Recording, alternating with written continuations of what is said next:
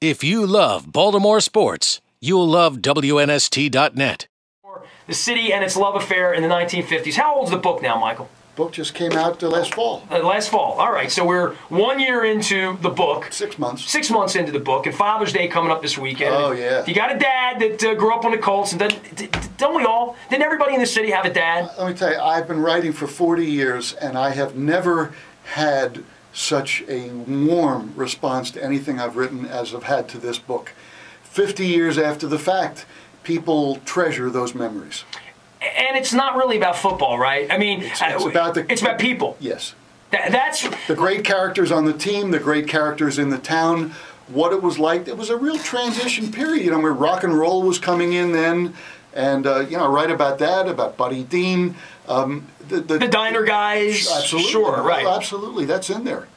For me, with the Orioles and all the stuff that's gone on over the last 20 years, I wrote a book in advance of Free the Birds that was kind of the same thing. The basic premise is, it doesn't matter if it's football, baseball, basketball, hockey, it's about the memories of going with your mom, your dad, your brother, your sister, your special girl, your beer buddies, your college friends, your frat friends, whatever it is.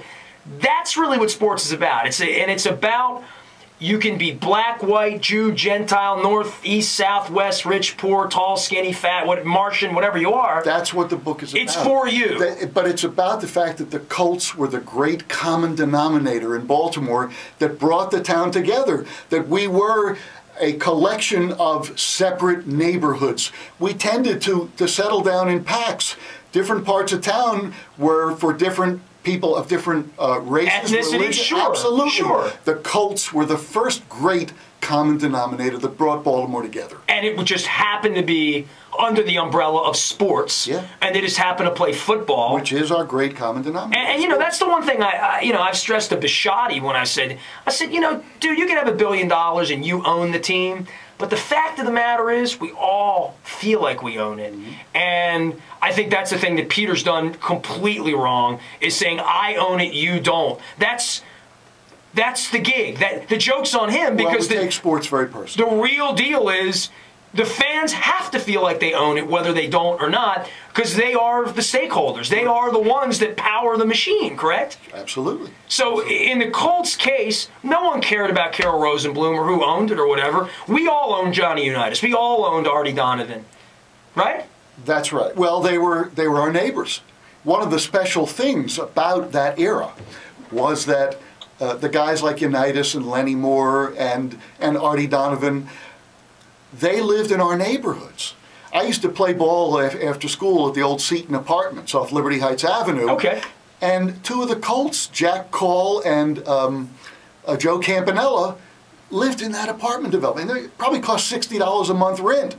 We thought athletes lived on Mount Olympus. They lived in the Seton Apartments because they were making working class money like we were. Right. Today, they live in separate universes. Well, I don't begrudge the money, Michael. It's not a question of begrudging. It's a question of knowing that they were there among us. They were our neighbors. They identified with us as we identified with them. So for you with the Colts, how old were you in '58? 13 years old. Oh, man. I mean... The perfect age to be impressionable. Right, and it made such an impression upon you. I mean, I remember that you hated the Ravens when they came to town. You hated the concept of the Ravens. No. Never hated the Ravens.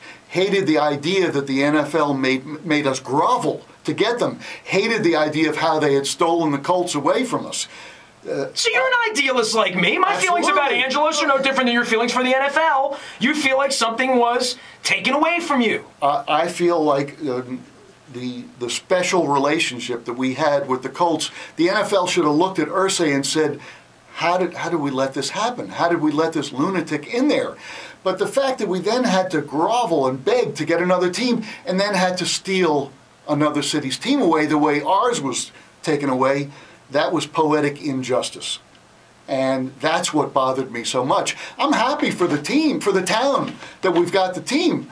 I'm delighted that the Ravens... There's been nothing better for this city in this generation than that football. Can you imagine this city without that football team right now? It's a year-round love affair. It's a year-round love affair. But it's a tragedy the way it all had to evolve. If you love Baltimore sports, you'll love WNST.net.